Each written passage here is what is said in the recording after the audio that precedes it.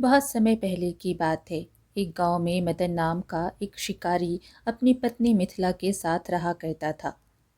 मदन के विवाह को कई वर्ष हो चुके थे, मगर अभी भी वह संतान के सुख से वंचित था। एक दिन मदन शिकार के लिए घर से निकल ही रहा था कि तभी उसकी पत्नी मिथिला उससे बोली, आज तो आपको कोई ना कोई शिकार करना ही होगा। घर में खाने पीने का सामान सब खत्म हो चुका है। मदन बोला, मैं जानता हूँ मिथिला, जब तुम मेरी वजह से भूखी रहती हो ना, तो मुझे बहुत दुख होता है।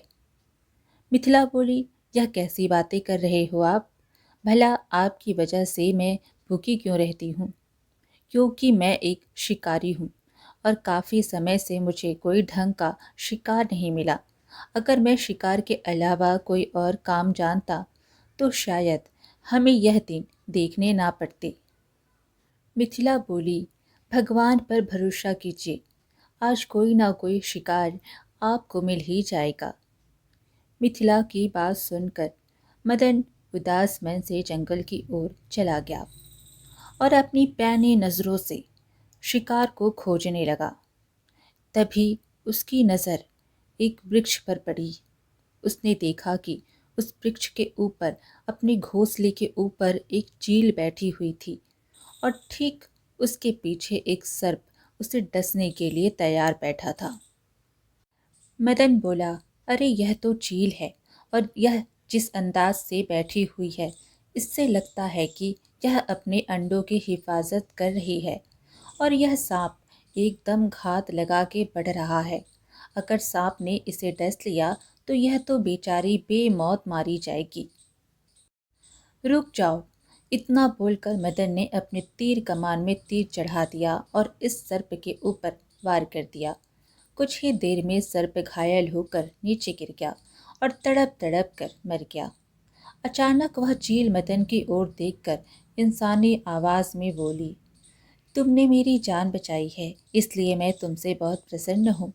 बोलो, मैं इसके बदले में तुम्हारी क्या मदद कर सकती हूँ?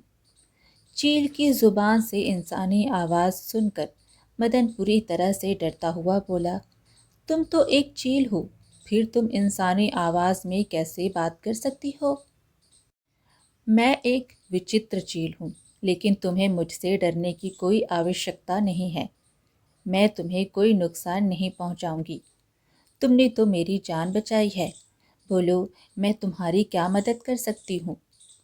मदन बोला, मैं मदद करने की कीमत नहीं लेता। चील बोली, तुम तो बहुत ही अच्छे इंसान मालूम पड़ते हो। फिर तुम शिकारी क्यों बने? क्योंकि मुझे शिकार के अलावा कोई और काम नहीं आता, और वैसे भी अच्छे इंसानों की भगवान परीक्षा अधिक लेते हैं। शादी के कई वर्षों बाद भी मेरी कोई संतान नहीं हुई। अगर मेरी कोई संतान होती तो मुझे शिकार करने की ज़रूरत नहीं पड़ती। मैं एक मायावी चील हूँ। मेरी बात ध्यान से सुनो। तुम मेरे घोंसले पर जो 2 अंडे देख रहे हो, यह कोई मामूली अंडे नहीं, बल्कि विचित्र जादुई अंडे हैं। तुम इन दोनों अंडों को अपने घर ले जाओ। एक अंडे से एक गरीब पुत्र जन्म लेगा, जो सच्चाई का देवता होगा, और दूसरा अंडे से एक राजकुमार जन्म लेगा, जो वीरों का वीर बड़े दिल वाला होगा। मदन उन दोनों अंडों को अपने घर पर लेकर आ गया और सारी घटना अपनी पत्नी को बताते हुए बोला, अरे मिथिला, मैं क्या बताऊं, मुझे तो विश्वास ही नहीं हो रहा कि जो घटना मैंने अपनी आंखों से देखी वह सत्य है। मिथिला बोली, हाँ हाँ, तुम्हारे हाथ में यह 2 अंडा बता रहा है कि तुमने जो कुछ भी देखा है वह सब सत्य है। अब और देर ना करें, जल्दी से इन अंडों को उठाकर रख दो। मदन ने जैसे ही वह अंडे रखे, अचानक अंडों का आकार बड़ा होने लगा और दोनों अंडे फूट गए। अंडों की फूटते ही 2 शिशुओं की किलकारी मदन और मिथिला के कानों में गूंजने लगी। इसका मतलब वह मायावी चील सही बोल रही थी। यह दोनों अंडे तो वाकई चमत्कारी निकले। इतना बोलकर मिथिला ने अंडों से दोनों बच्चों को उठा लिया और मदन से बोली, यह दोनों बच्चे तो बहुत ही सुंदर हैं। हाँ मिथिला, यह दोनों बड़े ही प्यारे बच्चे हैं। आज से यह हमारे ही पुत्र हैं। इनके जन्म से पहले ही इनकी भविष्यवाणी कर दी गई है, इसलिए मैं इनका नामकरण अभी से करती हूँ। इनमें से एक राजकुमार होगा, मैं उसका नाम सम्राट रखती हूँ। और दूसरा गरीब होगा लेकिन मन का धनी होगा, मैं उसका नाम दिलीप रखती हूँ। मिथिला की बात सुनकर मदन मुस्कुराने लगा। समय इसी तरह बीतता रहा और मिथिला अपने दोनों पुत्रों के मोह में इस कदर डूब गई कि वह यह भूल ही गई थी कि उसके दोनों पुत्र उसकी कोख से नहीं बल्कि अंडों से जन्मे हैं। ऐसे ही 20 वर्ष बीत गए। सम्राट और दिलीप 20 वर्ष के हो चुके थे। वो दोनों भाई अब मदन के साथ खेतों में उसका हाथ बटाते थे। एक दिन दोनों अपने पिता के साथ खेत में बैठे हुए थे कि तभी एक व्यक्ति दौड़ता हुआ वहां आकर मदन से बोला, अरे मदन भाई, तुमने कुछ सुना? मदन बोला, भाई अरे रुको रुको, क्या हो क्या?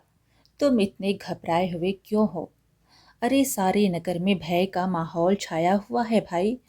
अरे जब से तांत्रिका ने महाराज भानु प्रताप की पुत्री का अपहरण करने की धमकी दी है, अरे क्या बताऊं, पूरे राज्य में सैनिक तैनात कर दिए गए हैं।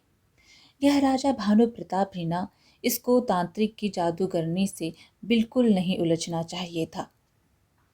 उसके बारे में तो सभी जानते हैं कि वह काली विद्या की रानी है। कितने मासूम और निर्दोष लोगों का खून पिया है। हाँ बात तो सही है, लेकिन तुम भी अच्छी तरह से जानते हो कि तांत्रिका का मुकाबला बड़े से बड़ा साधु भी नहीं कर सका। तभी दिलीप क्रोधित होकर अपने पिता मदन से बोला, पिताजी, मुझे आज्ञा दीजिए, मैं उस तांत्रिका का सर्वनाश कर दूंगा। जब भी मैं किसी पर अत्याचार होते हुए देखता हूँ तो मेरा खून खौल उठता है, और फिर तांत्रिका तो एक बहुत बड़ी अत्याचारी है। दिलीप की बातें सुनकर सम्राट बोला, अरे देखो भाई, सीधी सी बात, तांत्रिका का अंत तो मैं भी कर सकता हूँ, परंतु अगर महाराज स्वयं चलकर मेरे पास आए और मुझसे मदद मांगे, अरे भाई तभी तो मैं उनकी सहायता करूँगा ना। दिलीप और सम्राट की बातें सुनकर वो व्यक्ति मुस्कुराते हुए बोला, मुझे तुम दोनों की कौशल पर कोई शक नहीं है। व्यक्ति की बात सुनकर दोनों भाई मुस्कुराने लगे। उधर राजा भानु प्रताप चिंतित अवस्था में दरबार में अपने पुत्री राजकुमारी रूपमती के साथ बैठे हुए थे कि तभी उसके बगल में खड़ा हुआ उसका मंत्री उससे बोला, महाराज, इस तरह चिंतित होने से कुछ नहीं होगा। यह सब छोड़िए और जल्दी से जल्दी कोई उपाय सोचिए जिससे तांत्रिका का गिरफ्तार किया जा सके। मंत्री जी, तुम्हारे कहने पर ही हमने तांत्रिका को इस राज्य से बाहर खदेड़ दिया। हमने सोचा था कि वह डर जाएगी, मगर ऐसा बिल्कुल नहीं हुआ। अरे उसने तो हमारी आंख के सामने हमारी पुत्री का अपहरण करने की धमकी दे दी है। महाराज, लगता है हमने तांत्रिका को राज्य से बाहर निकालने में जल्दबाजी कर दी है। हमें सबसे पहले उसके मंसूबों के बारे में जानना चाहिए था कि आखिर वह ऐसी कौन सी काली विद्या की प्रक्रिया कर रही थी जिसके लिए उसने इतने निर्दोष और मासूमों की बलि दी। ठीक है, तुम बिल्कुल सही कहते हो मंत्री जी। ये सब सुनकर राजकुमारी रूपमती बोली, पिताजी, अब तो सभी साधुओं ने भी मदद करने से इनकार कर दिया। कोई भी साधु तांत्रिका से मुकाबला नहीं कर सकता। तो क्या वास्तव में तांत्रिका मेरा अपहरण करके ले जाएगी? राजकुमारी रूपमती ने इतना कहा ही था कि तभी वहां पर एक स्त्री की भारी आवाज टकराई। तुम बिल्कुल सही कह रही हो रूपमती, मैं तुम्हारे महल से तुम्हारे ही पिता के सामने तुम्हारा अपहरण करके ले जाऊंगी और वह कुछ नहीं कर सकेगा। तभी वहां दरबार में काला धुआं फैलने लगा। अगले ही पल उस काले धुएं ने एक बूढ़ी औरत का रूप धारण कर लिया। वो बूढ़ी औरत भयानक मुस्कान से राजा भानु प्रताप से बोली, मूर्ख राजा, तुझे क्या लगता था कि तू मुझे राज्य से निकाल देगा और मैं आंखें बंद करके बैठी रहूंगी? मुझे केवल एक बलि की आवश्यकता थी जो तूने मुझे नहीं लेने दी। अब वह बलि मैं तेरी बेटी से लूंगी और उसके बाद मैं अपने मकसद में कामयाब हो जाऊंगी। इतना बोलकर तांत्रिका काले धुएं में परिवर्तित हो गई और पूरे महल में काला धुआं फैल गया। अगले ही पल वह धुआं वहां से हट गया, लेकिन राजकुमारी रूपमती वहां से गायब थी। यह देखकर राजा चिल्लाते हुए बोला, मंत्री जी, यह क्या हो गया? अरे देखा नहीं तुमने, तांत्रिका ने जो कहा वो करके दिखा दिया। अरे वो हमारी आंखों के सामने से हमारी बेटी का अपहरण करके ले गई। जाओ जाओ, जाकर सारे राज्य में जितने भी साधु हैं उन्हें यहाँ लेकर आओ। महाराज, सभी साधुओं ने अपने हाथ खड़े कर लिए हैं, केवल एक साधु के अलावा, परंतु उनके पास आपको चलकर जाना पड़ेगा। वह राजमहल में नहीं आते। हम अपनी पुत्री की जान बचाने के लिए कहीं भी चलने को तैयार हैं। मंत्री जी, बताओ वो साधु हमें कहाँ मिलेंगे? कुछ ही देर में राजा भानु प्रताप मंत्री के साथ जंगल में घने वृक्ष के नीचे खड़ा हुआ था। जहाँ एक साधु उस वृक्ष के नीचे आंखें बंद करके बैठे हुए थे। अचानक साधु ने आंखें खोलकर राजा की ओर देखते हुए बोला, मैं जानता हूँ तुम यहाँ पर क्यों आए हो राजन। अगर आप सब कुछ जानते हैं तो फिर मेरी सहायता कीजिए साधु महाराज। इस समय मैं आपको सिर्फ यह बता सकता हूँ कि तांत्रिका आपकी पुत्री को लेकर कहाँ गई है, परंतु मैं स्वयं आप तुम्हारी पुत्री को बचाकर नहीं ला सकता। लेकिन इतना बता सकता हूँ कि अगर तुम्हारी पुत्री को कोई बचा सकता है तो केवल इस संसार में विचित्र दो युवक ही बचा सकते हैं जिन्होंने अपनी माँ की कोख से जन्म नहीं लिया। यह सुनकर राजा बुरी तरह से चौंकता हुआ बोला, क्या आप कहना क्या चाहते हैं साधु महाराज? उन्होंने अपनी माँ की कोख से जन्म नहीं लिया है तो फिर कैसे जन्म लिया है? यह जानने का अभी तुम्हारे लिए समय नहीं है महाराज। जाओ, जाकर यह ऐलान कर दो कि अगर कोई भी व्यक्ति तुम्हारी पुत्री को तांत्रिका के चंगुल से छुड़ाकर लेकर आएगा तो तुम उस वीर से अपनी पुत्री का विवाह कर दोगी। मैं जानता हूँ कि संसार में केवल वो दो युवक हैं जो तांत्रिका से नहीं डरते। वे दोनों तुम्हारी पुत्री को उसके चंगुल से छुड़ाकर जरूर लेकर आएंगे। उसके बाद तुम उन दोनों में से किसी एक से अपनी पुत्री का विवाह कर देना। अब ज्यादा सवाल मत पूछना महाराज, क्योंकि समय बहुत कम है। साधु का आदेश सुनते ही राजा भानु प्रताप अपने मंत्री के साथ महल पहुंच गया और उसने सारे राज्य में वही ऐलान करवा दिया जो साधु महाराज ने कहा था। ऐलान सुनकर सम्राट अपना घोड़ा लेकर कहीं जाने की तैयारी करने लगा कि तभी उसका भाई दिलीप आकर उससे बोला, सम्राट, तुम कहाँ जा रहे हो? सम्राट बोला, अरे क्या तुमने सुना नहीं? महाराज भानु प्रताप ने ऐलान किया है कि जो कोई भी उनकी पुत्री को तांत्रिका के चंगुल से आज़ाद कर देगा वह उसका विवाह उस व्यक्ति से कर देंगी। मैं राजकुमारी रूपमती को तांत्रिका के चंगुल से आज़ाद कराकर उससे विवाह करूँगा। तभी वहाँ पर मदन और मिथिला आ पहुँचे और बोली, लेकिन बेटा, यह तांत्रिका तो बहुत ही ज़्यादा खतरनाक है। सम्राट बोला, अब चाहे जितनी भी खतरनाक हो मुझे उससे डर नहीं लगता। तभी दिलीप बोला, तुम अकेले नहीं जाओगी, मैं भी तुम्हारे साथ चलूँगा। फिर सम्राट बोला, देखो भाई, अगर तुम भी मेरे साथ चलोगे तो राजकुमारी रूपमती को बचाने में हम दोनों दावेदार हो जाएंगे। फिर तो राजकुमारी रूपमती को हम दोनों में से किसी एक को ही चुनना होगा। दिलीप ने कहा, नहीं भाई, मुझे राजकुमारी रूपमती से विवाह नहीं करना। मैं तो बस तुम्हारी मदद करने के लिए तुम्हारे साथ चलना चाहता हूँ और मुझे तांत्रिका को मारकर बहुत ही ज़्यादा प्रसन्नता होगी, क्योंकि उसने बहुत से गरीब और निर्दोष लोगों की बेवजह जानें ली हैं। कुछ ही देर में दोनों भाई वहां से चले गए। उन दोनों को जाते हुए देख मिथिला मदन से बोली, कैसे पिता है आप? आपने दोनों बेटों को रोका क्यों नहीं? आप जानते हैं कि तांत्रिका कितनी खतरनाक है। अगर मेरे दोनों बेटों को कुछ हो गया तो मेरा क्या होगा? शायद तुम भूल गई हो मिथिला कि हमें यह दोनों पुत्र कैसे प्राप्त हुए थे।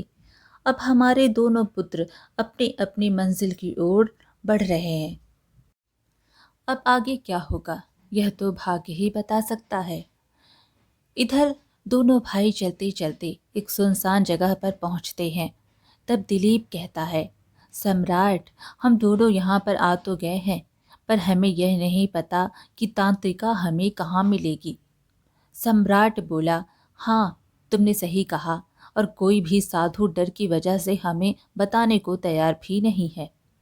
तभी वहां पर एक चील उड़ती हुई आ गई और उन दोनों की ओर देखकर बोली, मैं जानती हूँ कि वह तांत्रिका तुम्हें कहाँ मिलेगी।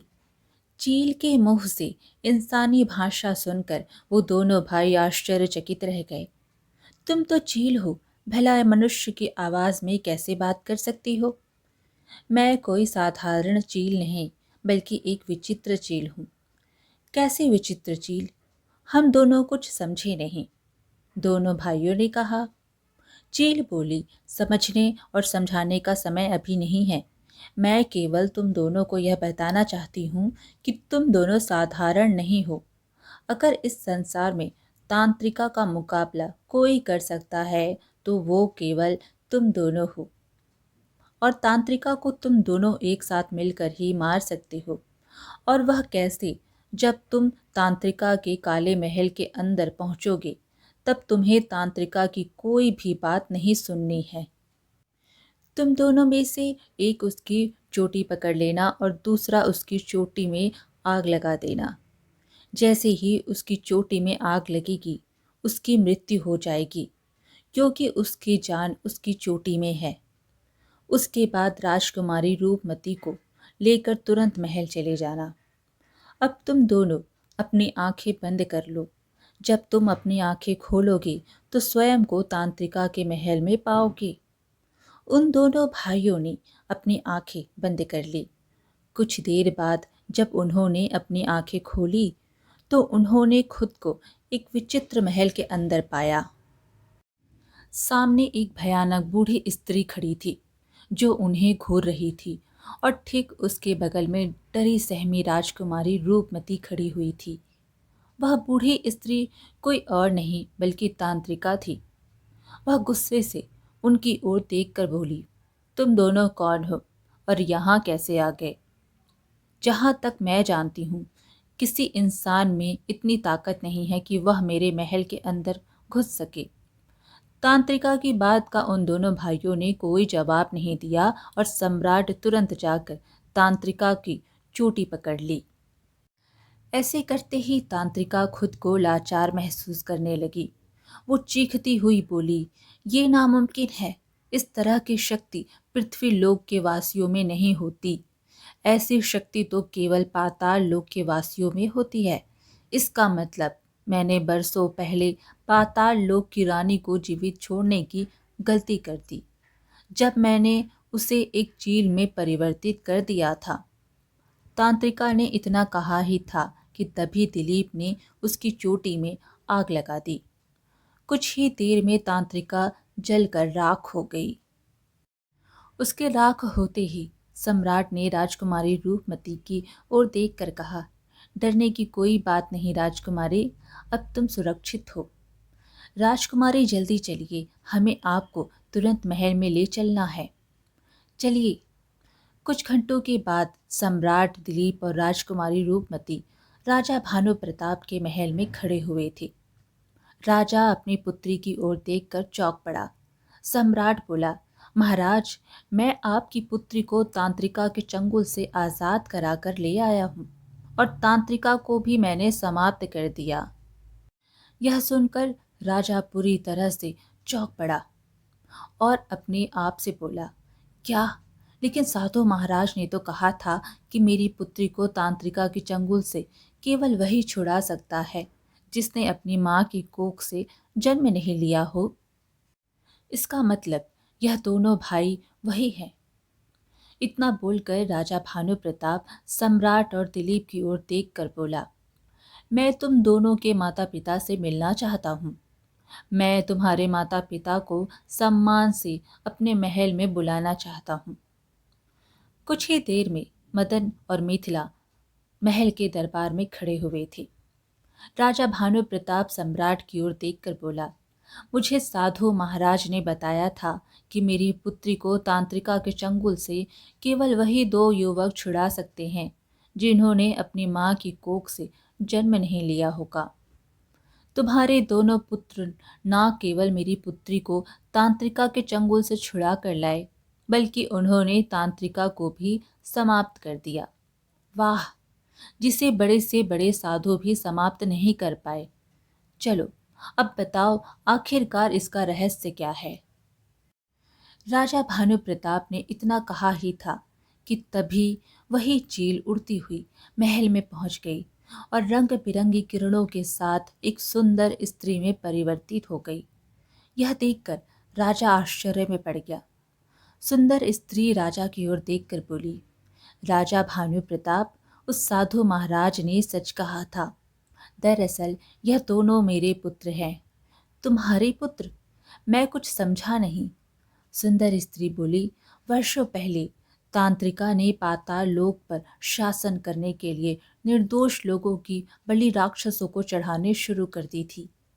जब मुझे इस बात का पता चला, तब मैंने तांत्रिका को सबक सिखाने के लिए पृथ्वी लोक पर भेजने का निर्णय लिया, लेकिन मैंने उसे कमजोर समझ लिया। तांत्रिका ने मुझे चील के रूप में अपने जादू की शक्ति से परिवर्तित कर दिया, मगर वह नहीं जानती थी कि मैं उस समय गर्भवती थी। मैंने चील के रूप में 2 अंडे दिए और यह दोनों पुत्र उन्हीं अंडों से जन्मे हैं। अपनी काले जादू की शक्ति के बल पर तांत्रिका इतनी ताकतवर हो गई थी कि पृथ्वी लोक का कोई भी मनुष्य उसे समाप्त नहीं कर सकता था। लेकिन मेरे दोनों पुत्र ने अपनी साहस और ताकत से उसे समाप्त कर दिया। तभी वहां पर वही साधु जो वृक्ष के नीचे बैठा था, रंग बिरंगी किरणों के साथ प्रकट होकर राजा भानु प्रताप से बोला, महाराज, यह स्त्री सही कह रही है। जब यह चील के रूप में थी, तब यह मदद के लिए मेरे पास आई थी और मैंने इसे इंसानी आवाज में बोलने की शक्ति दी। साथ ही मैंने इसे बताया था कि इसके अंडों से इसके 2 पुत्र जन्म लेंगे और वही 2 पुत्र तांत्रिका को समाप्त कर सकते हैं। उसे अपने पुत्रों को किसी ऐसे मनुष्य को सौंपना होगा जिनके दिल में दया की भावना हो। पाताल लोक की रानी ने यही किया। इतना बोलकर वह साधु वहां से गायब हो गया। पाताल लोक की रानी अपने दोनों बेटों की ओर देखकर बोली, समय आ गया है बेटा, पाताल लोक लौटने का। तुम तो पाताल लोक के राजकुमार हो, इसलिए मैं तुम्हें ले जाना चाहती हूँ। दोनों लड़कों ने बोला, नहीं, मेरे माता पिता इसी पृथ्वी लोक के हैं और मैं यहाँ से कहीं नहीं जाऊँगा। आपने भले ही मुझे जन्म दिया है माँ, लेकिन मेरी परवरिश पृथ्वी लोक में रहने वाले इंसानों ने की है, इसलिए मैं भी नहीं जाऊँगा। पाताल लोक की रानी मुस्कुराती हुई वहां से गायब हो गई। उसके गायब होते ही राजा भानु प्रताप मुस्कुराते हुए दोनों भाइयों से बोला, तुम दोनों ने मेरी बेटी की जान बचाई है। बताओ, तुम दोनों में से कौन मेरी बेटी के साथ विवाह करना चाहता है। सम्राट बोला, मैं आपकी पुत्री के साथ विवाह करना चाहता हूँ महाराज। और दिलीप बोला, महाराज, मैं अपने माता पिता के साथ रहकर मेहनत करके अपना जीवन जीना चाहता हूँ। दिलीप की बातें सुनकर राजा भानु प्रताप मुस्कुराने लगा। कुछ ही दिनों में राजा ने अपनी पुत्री रूपमती का विवाह सम्राट के साथ कर दिया और दिलीप अपने माता पिता की जी जान से सेवा में जुट गया। आज की कहानी यहीं पर समाप्त हुई। फिर मिलेंगे एक और कहानी के साथ। कहानी पसंद आए तो लाइक शेयर ज़रूर करें और चैनल को सब्सक्राइब करना बिल्कुल ना भूलें। धन्यवाद।